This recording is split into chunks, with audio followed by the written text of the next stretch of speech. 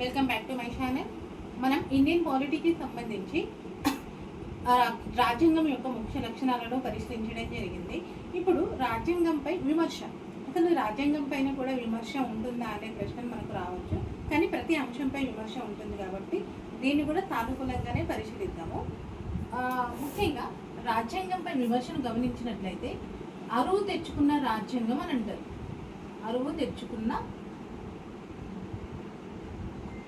రాజ్యాంగం అంటారన్నమాట. ఈ అంశానికి సంబంధించి అంబేద్కర్ గారే చెప్పారు. ఫస్ట్ అది అనేక దేశాల రాజ్యాంగాలను కొల్లగొట్టి నేను గర్వంగా నా రాజ్యాంగాన్ని రూపొందించుకున్నా అని చెప్పేసి అంబేద్కర్ గారే అంటారు. అంటే ఒక దేశం నుండి ఒక్కొక్క ముఖ్యమైన అంశాలను తీసుకొచ్చుకోవడం జరిగిందన్నమాట. అందుకే భారత రాజ్యాంగాన్ని కలగూరగంప అని అతుకుల బొంత అని అంటారన్నమాట. అంటే మనకు వివిధ రాజ్యాంగాల్లో నచ్చిన అంశాలను గురించి ఏరుకోరి తెచ్చుకోవడం జరిగింది కాబట్టి దాన్ని మనము అరువు తెచ్చుకున్న రాజ్యాంగం అని అంటామన్నమాట. అయితే ఈ అంశానికి సంబంధించి నెక్స్ట్ అంశంగా 1935 భారత ప్రభుత్వ చట్టం ఉంది కదా. ఈ చట్టం యొక్క కార్బన్ జిరాక్స్ కాపీ అని మన భారత రాజ్యాంగంలో అంటారు. ఎందుకు అంటే దాదాపుగా 60% అంశాలు దీని నుండి గ్రహించడం జరిగిందన్నమాట. దాదాపు 60% అంశాలను ఈ విధంగా దీని నుండి గ్రహించడం జరిగింది. అందువల్ల కనీసము భాష పదజాలం కూడా మార్చలేదు అని విమర్శకుల అభిప్రాయం. దీనికి సంబంధించి మనకు అంబేద్కర్ గారు చెప్పారన్నమాట. ఏమని చెప్పారు అంటే 1935 భారత ప్రభుత్వ చట్టం అనేది ఒకరికి సంబంధించిన అంశం కాదు, దీని మీద ఏం కాపీ రైట్స్ లేవు కాబట్టి దీని నుండి కేవలం పరిపాలనకు సంబంధించిన అంశాలను మాత్రమే స్వీకరించడం జరిగింది అని చెప్పేసి అంటారు. ఇంకొక ముఖ్యమైన విషయాన్ని గమనించినట్లయితే 1935 భారత ప్రభుత్వ చట్టాన్ని మన రాజ్యాంగం యొక్క మాతృక అని అంటారన్నమాట. తర్వాత భారతీయత లోపించింది.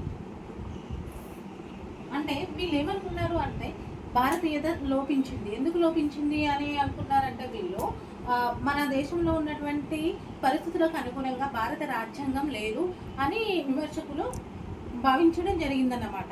అయితే దీనికి సంబంధించి కె హనుమంతయ్య, ఇది చాలా ఇంపార్టెంట్, నేను 2-3 దగ్గర టెస్ట్ సిరీస్ రాసినప్పుడు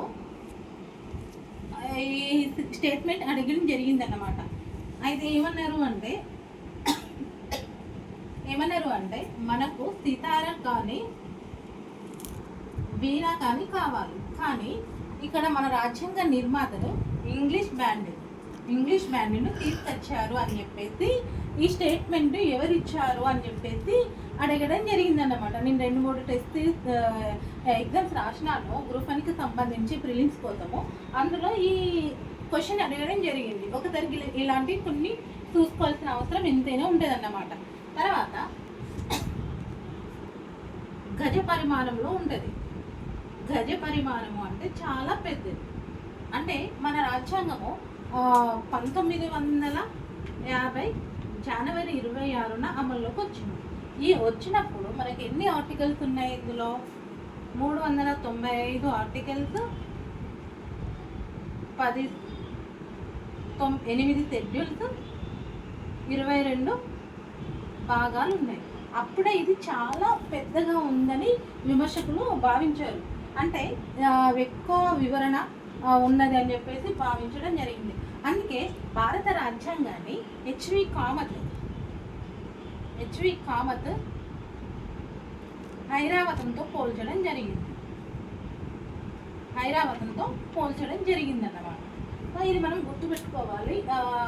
భారత రాజ్యాంగాన్ని ఐరావతంతో పోల్చిన వాళ్ళు ఎవరు అని అడిగినప్పుడు మనము హెచ్వి కామత్ అని చెప్పగలగాలి, మనం గుర్తుపెట్టుకోగలగాలి. నెక్స్ట్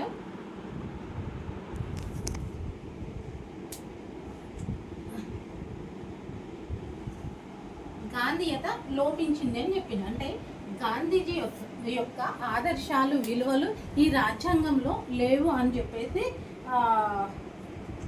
భావించడం జరిగింది. దీనికి సంబంధించి హనుమంతయ్య ఏమన్నారంటే, గాంధీజీ ఉంటే ఇలాంటి రాజ్యాంగాన్ని ఖచ్చితంగా వ్యతిరేకించేవారు అని చెప్పేసి చెప్పడం జరిగిందన్నమాట. నెక్స్ట్, న్యాయవాదుల స్వర్గం. భారత రాజ్యాంగాన్ని న్యాయవాదుల స్వర్గం అని అన్నది ఎవరు అంటే సర్ ఐవర్ జెన్నింగ్. అంటే మన రాజ్యాంగంలో ఉపయోగించినటువంటి పదజాలం ఏదైతే ఉందో కేవలము అది న్యాయవాదులకు మాత్రమే అర్థమవుతుంది. అంటే అంత నిక్లిష్టమైన పదజాలం ఉపయోగించారు అనేది ఐవర్ జెన్నింగ్ యొక్క ఉద్దేశం అన్నమాట. అయితే ఇదొక కారణమై ఉండొచ్చు. దాదాపుగా భారత రాజ్యాంగాన్ని న్యాయవాదుల స్వర్గం అనడానికి రీజన్ ఏంటి అంటే, ఎక్కువ మంది రాజ్యాంగ నిర్మాతలలో ఎక్కువ మంది నాయకులు ఎవరైతే ఉన్నారో, రాజ్యాంగ పరిస్థితుల్లో ఎవరైతే నాయకులు ఉన్నారో ఎక్కువ లా చేసిన వాళ్ళు ఉండడం వల్ల దాన్ని న్యాయవాదుల స్వర్గం అని చెప్పేసి చెప్పడం జరిగింది. ఓకే, నెక్స్ట్ నేను చెప్పాను ప్రాథమిక రాజ్యాంగంలో 395 ఆర్టికల్స్ ఉన్నాయి. అయితే ఈ 395 ఆర్టికల్స్ని మనం గుర్తుపెట్టుకోవడం సాధ్యమా అంటే, కొన్ని ముఖ్యమైన ఆర్టికల్స్ లక్ష్మీకాంత్ సార్ బుక్లో చెప్పడం జరిగింది. వాటిని గురించి నేను ఎక్స్ప్లెయిన్ చేసి ప్రయత్నం చేస్తూ ఉంటాను అన్నమాట. అయితే ఫస్ట్ ఆర్టికల్ 1 అంటే చాలా కొన్ని ముఖ్యమైన అంశాలే ఉన్నాయి, వాటిని మనం చూద్దాం. ఆర్టికల్ 1 ఏంటిదంటే, కొత్త రాష్ట్రాల ఆర్టికల్ 1 భారతదేశం దాని భూభాగం గురించి తెలియజేస్తుంది. భారతదేశం మరియు భూభాగం గురించి తెలియజేస్తుంది. ఆర్టికల్ 3 ఏం తెలియజేస్తుంది అంటే,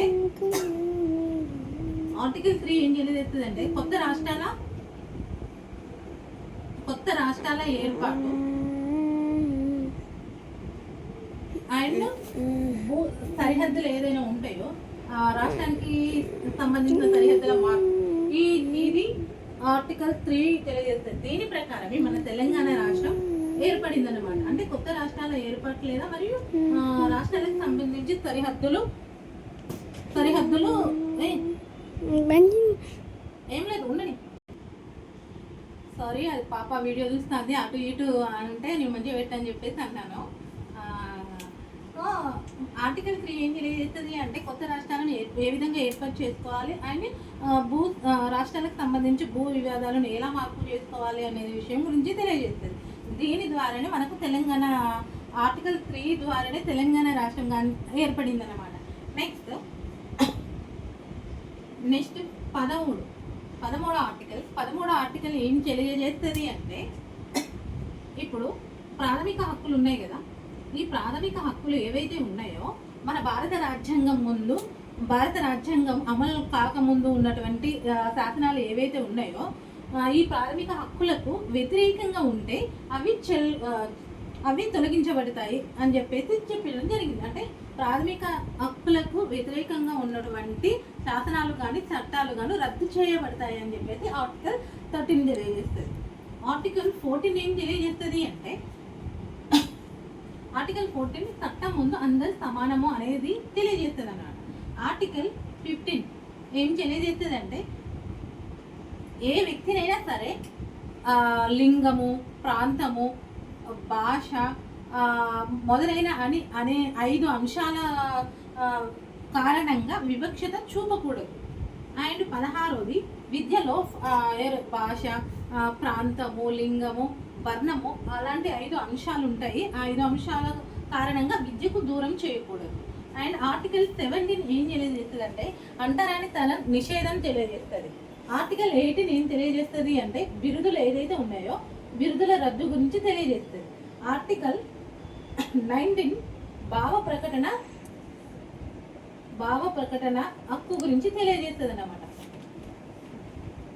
ఆర్టికల్ 21 మెయిన్గా మనకు ఆర్టికల్ 21 ఏం తెలియజేస్తుంది అంటే, జీవించే హక్కు గురించి తెలియజేస్తుంది. జీవించే హక్కు గురించి తెలియజేస్తుంది అన్నమాట. Article 21A. ఆర్టికల్ 21A చాలా ఇంపార్టెంట్. ఆర్టికల్ 21 కూడా చాలా ఇంపార్టెంట్. ఆర్టికల్ 21 ఏంటి అంటే జీవించే హక్కు. ఆర్టికల్ 21A అంటే విద్య అనేది ప్రాథమిక హక్కు. ఎవరికైనా సరే విద్య అనేది ప్రాథమిక హక్కుగా ఉంటుంది. అండ్ 25 ఆర్టికల్ ఏం తెలియజేస్తుంది అంటే మతానికి సంబంధించి విషయాలను గురించి తెలియజేస్తుంది. అండ్ ఆర్టికల్ 32 అంటే అన్నీ ఇవ్వలేదు, జస్ట్ ఇంపార్టెంట్ మాత్రమే ఇవ్వడం జరిగింది. ఆర్టికల్ 32 ఏం తెలియజేస్తుంది అంటే ఈ మనకైతే ఏదైతే ప్రాథమిక హక్కులు 6 ఉన్నాయో ఆ 6 హక్కులకి ఏమైనా భంగం కలిగితే ఈ ఆర్టికల్ ద్వారా మనము సుప్రీంకోర్టుకి వెళ్ళడానికి అవకాశం ఉంటుందన్నమాట. సో ఈ ఆర్టికల్ 32 ద్వారా మనము ప్రాథమిక హక్కులకు భంగం కలిగితే మనము సుప్రీంకోర్టుకి వెళ్ళవచ్చు. అండ్ ఆర్టికల్ 32ని మనం ఏమంటాము అంటే రాజ్యాంగ పరిహారపు హక్కు అని అంటామన్నమాట. హక్కులకు ఇది హృదయం లాంటిది అని అర్థం అన్నమాట. తర్వాత ఆర్టికల్ 38 అంటే ప్రజల యొక్క సంక్షేమాన్ని చూడడము రాజ్యం యొక్క బాధ్యత అని ఈ ఆర్టికల్ తెలియజేస్తుంది. అండ్ 40 ఏంటి అంటే గ్రామ పంచాయతీల ఏర్పాటు గురించి తెలియజేస్తుంది. అండ్ 44 ఉమ్మడి పౌరస్మృతి గురించి తెలియజేస్తుంది. 45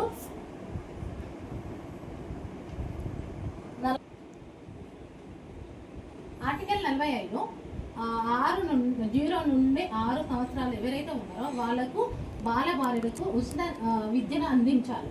అండ్ 50 కార్యనిర్వాహక శాఖను మరియు న్యాయశాఖను వేరు చేయడం జరిగిందన్నమాట.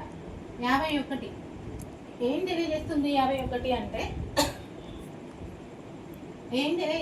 అంటే అంతర్జాతీయ శాంతిని పెంపొందించాలి అని తెలియజేస్తుంది. అంతర్జాతీయ శాంతిని పెంపొందించాలి. 50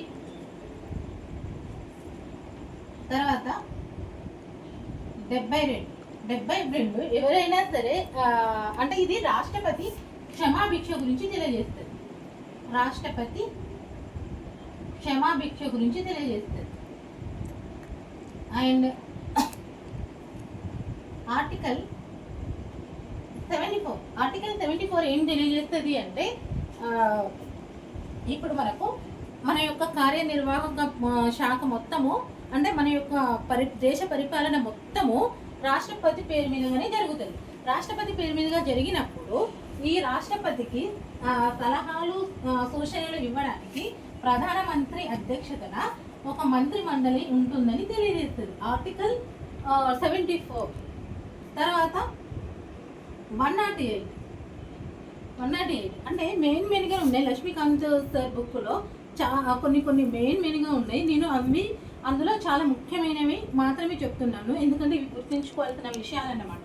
ఉమ్మడి సమావేశం గురించి తెలియజేస్తుంది. ఇది ఇక్కడ మేము బాగా ఫన్నీగా తీసుకునే అంశం ఉంటుంది అన్నమాట. ఉమ్మడి సమావేశం గురించి తెలియజేస్తుంది ఇది. అయితే మా ఫ్రెండ్ నేను ఊరికే అంటుండే మనకి చదువుకునేటప్పుడు ఆర్టికల్స్ బాగా అంటే పాలిటీ చదివినంత ఎక్కువ మేము ఏ సబ్జెక్ట్ చదవలేదేమో. అయితే ఉమ్మడి సమావేశం 108 అంటే మనకి అంబులెన్స్ గుర్తుకొస్తుంది కదా, కానీ మాకు మాత్రం ఉమ్మడి సమావేశమే గుర్తుకొచ్చేది. అంతా చదివినాము కానీ బ్యాడ్ లైక్ గ్రూప్ అని మిస్ అయింది. అంటే 108 అంటే ఎప్పుడు అనుకునే వాళ్ళం అన్నమాట మేము. 108 అంటే అందరికీ అంబులెన్స్ గుర్తుకొస్తుంది, మనకి ఉమ్మడి సమావేశం గుర్తుకొస్తుంది. అంటే ఉమ్మడి సమావేశం ఏంటి అంటే ఇప్పుడు రాజ్యసభ లోకసభ ఉన్నది కదా. ఈ రాజ్యసభ లోకసభ ఉన్నప్పుడు ఏం చేస్తారంటే ఈ ఏదైనా ఒక బిల్లు చట్టంగా మారాలంటే రాజ్యసభ లోకసభ రెండింటి ఆమోదం పొందాలి. కానీ లోకసభ ఆమోదం పొందలేదు, రాజ్యసభ కూడా ఆమోదం, ఈ రెండింటి మధ్య ఒక ప్రతిష్టబంధన ఏర్పడింది. అప్పుడు ఈ 2 సభలను సమావేశం ఏర్పాటు చేస్తారన్నమాట. సో దాన్ని ఉమ్మడి సమావేశం అని అంటామన్నమాట. సో ఆర్టికల్ 108 అని సంబంధించి ఉమ్మడి సమావేశం. 110 ద్రవ్య బిల్లు గురించి తెలియజేస్తారు. 112 ఏం తెలియజేస్తుంది అంటే 112 ఏం తెలియజేస్తుంది? వార్షిక బడ్జెట్, అదే వార్షిక నివేదిక అని అంటాం చూసినావా, అది బడ్జెట్ మన గురించి తెలియజేస్తుంది. తర్వాత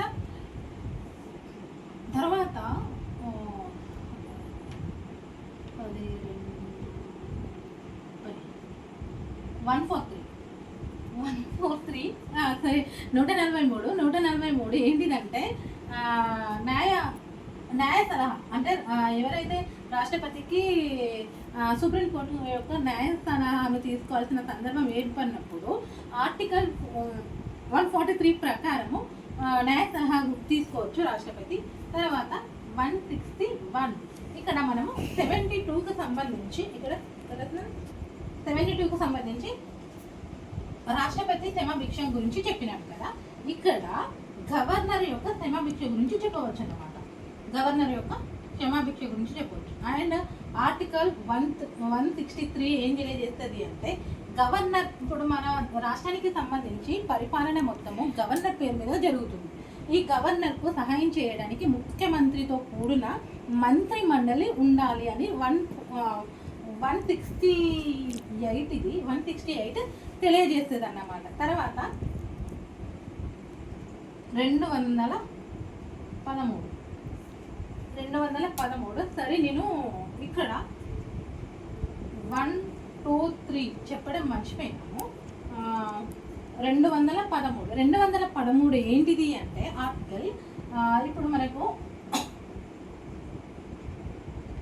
ఆర్డినెన్స్ ఉంటాయి కదా, అంటే సంక్షోభ పరిస్థితుల్లో మనము అంటే రెండు సభలు సమావేశం ఏర్పాటు చేయలేని పరిస్థితుల్లో గవర్నర్ కానీ రాష్ట్రపతి కానీ ఆర్డినెన్స్ 6 నెలల 6 రోజులతో కూడిన ఆర్డినెన్స్ను జారీ చేయవచ్చు అన్నమాట. సో అంటే 6 నెలల పాటు ఆర్డినెన్స్ జారీ చేసే అధికారము 213 ప్రకారం ఇది గవర్నర్ది. ఇదేమో 1, 2, 3 ఇలానే గుర్తుపెట్టుకున్నాము మేము, 1, 2, 3 అని గుర్తుపెట్టుకున్నాము. ఆర్డినెన్స్ జారీ చేసే అధికారము రాష్ట్రపతికి ఉంటుందన్నమాట. నెక్స్ట్ 200 ఇది బిల్లుల ఆమోదం గురించి తెలియజేస్తుంది. బిల్లుల ఆమోదం గురించి తెలియజేస్తుంది. నెక్స్ట్ 201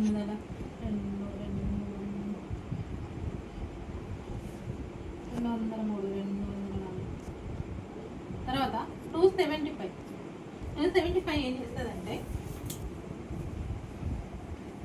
248 ఏం తెలియజేస్తుంది అంటే ఇప్పుడు మనకు తెలుసు కేంద్ర జాబితా, ఉమ్మడి జాబితా, రాష్ట్ర జాబితా ఉంటాయి. జాబితాలు ఉంటాయని మనకు తెలుసు కదా. అయితే కొన్ని ప్రత్యేక కారణాల వల్ల 248 ఆర్టికల్ ప్రకారము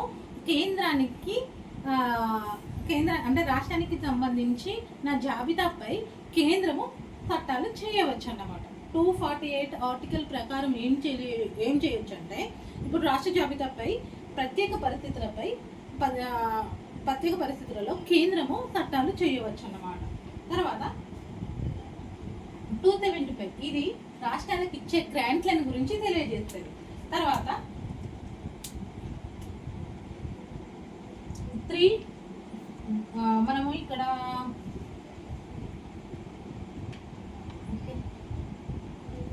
చాలా మిస్ అయినాయి.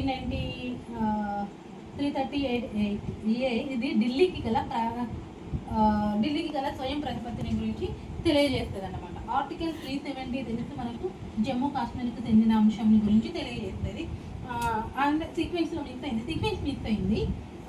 తర్వాత 315 యూపీఎస్సీ గురించి తెలియజేస్తుంది. అండ్ 300 ఇది రప్చర్. నెక్స్ట్ మనము 262 ఇదేం తెలియజేస్తుంది అంటే అంతర్రాష్ట్ర జలమండలి గురించి తెలియజేస్తుంది. అండ్ 263 ఏం తెలియజేస్తుంది అంటే అంతర్రాష్ట్ర మండలి గురించి తెలియజేస్తుంది. అండ్ 280 ఆర్టికల్ ఏం తెలియజేస్తుంది అంటే ఆర్థిక సంఘం గురించి తెలియజేస్తుంది.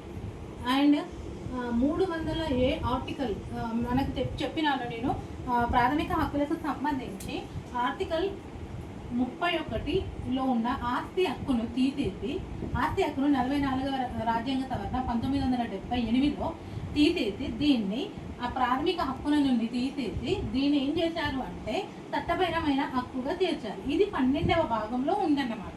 సో దీని గురించి మనం తెలుసుకోవచ్చును. తర్వాత 324 ఆర్టికల్ ఏం చెప్తుంది అంటే ఎలక్షన్ కమిషన్ గురించి చెప్తుంది. ఎలక్షన్ కమిషన్ గురించి చెప్తుంది అన్నమాట. 326 ఏం చెప్తుంది అంటే ఓటు హక్కు గురించి తెలియజేస్తుంది. ఓటు హక్కు గురించి తెలియజేస్తుంది. నెక్స్ట్ 352 ఏం తెలియజేస్తుంది అంటే జాతీయ అత్యవసర పరిస్థితి గురించి తెలియజేస్తుంది. అండ్ 356 రాష్ట్రపతి పాలన గురించి తెలియజేస్తుంది. 360 ఆర్థిక అత్యవసర పరిస్థితిని గురించి తెలియజేస్తుంది అన్నమాట.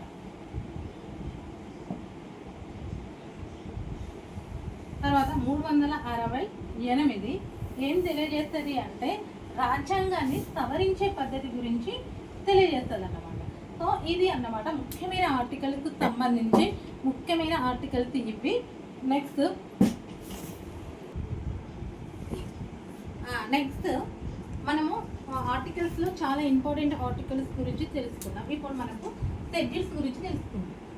షెడ్యూల్స్ ఇవి మనము ప్రారంభంలో మనకు 8 ఉండే, కానీ ఇప్పుడు 12 ఉంటాయి. వాటిని గురించి పరిశీలించినట్టే అయితే ఫస్ట్ షెడ్యూల్ ఏం తెలియజేస్తుంది అంటే భారతదేశం దాని యొక్క భూభాగం గురించి తెలియజేస్తుంది. రెండవ షెడ్యూల్ ఏం తెలియజేస్తుంది అంటే ముఖ్యమైన వ్యక్తుల ప్రమాణ స్వీకారం గురించి, ముఖ్యమైన వ్యక్తుల జీతపద్యాల గురించి తెలియజేస్తుంది.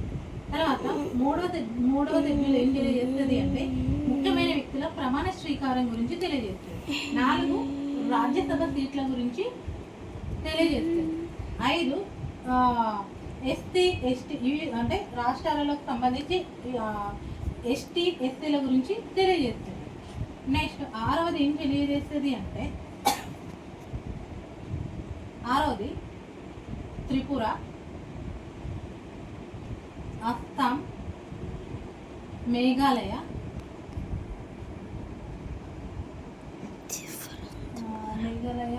మిజోరాం ఈ రాష్ట్రాలలో ఉన్నటువంటి ఎస్టీలను గురించి తెలియజేస్తుంది.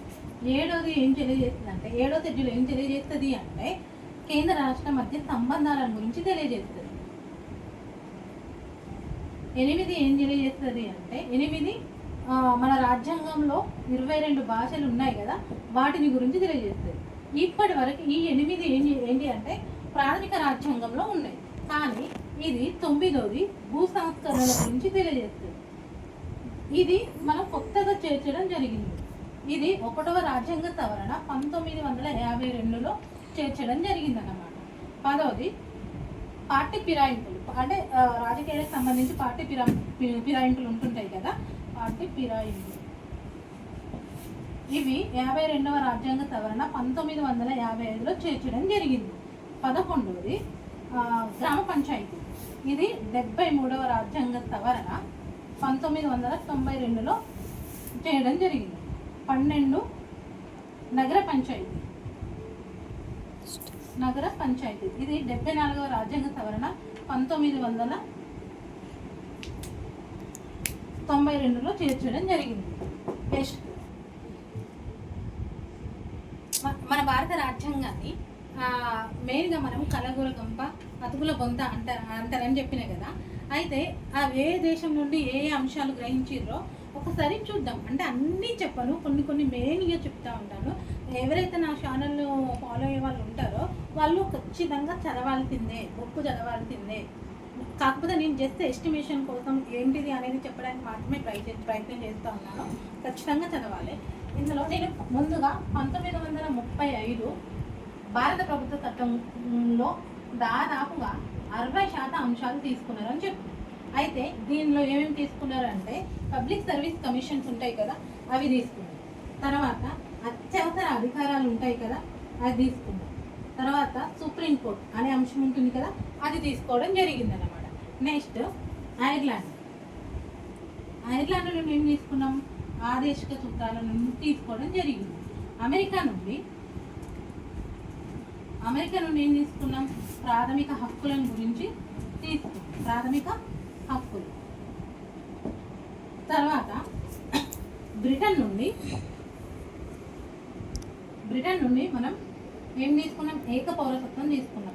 మనకు ఒకటే పౌరసత్వం ఉంది కదా, ఏక పౌరసత్వం తీసుకోవడం జరిగింది. అలాగే పార్లమెంటరీ వ్యవస్థను కూడా తీసుకోవడం జరిగింది. తర్వాత జీసభ ఎలా ఉంటుందో దాన్ని తీసుకోవడం జరిగింది. తర్వాత జర్మనీ నుండి జీవించే హక్కును తీసుకోవడం జరిగిందన్నమాట. జీవించే. నెక్స్ట్ జపాన్ నుండి చట్టం నిర్దేశించిన పద్ధతిని తీసుకోవడం జరిగింది. రష్యా నుండి విధులు తీసుకోవడం, అదే ప్రాథమిక విధులు తీసుకోవడం జరిగింది. తర్వాత ఇంకేమున్నాయి?